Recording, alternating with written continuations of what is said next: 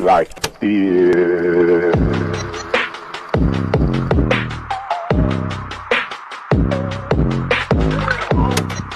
Hi everyone, I'm William Roy Silvestre, first year college from College of Engineering, major in Automotive Technology. This video is all about the importance of understanding the self for my future successful career.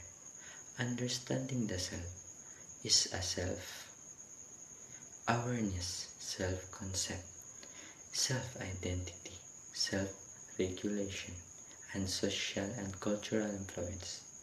As I look toward my future career as an automotive engineer, I recognize the importance of a deeply understanding automotive engineer are responsible for designing a comfortable travel experience for the people of the society, not the only they design this experience, but they also work for the technological advancement in vehicle to make transportation better, to success my future career.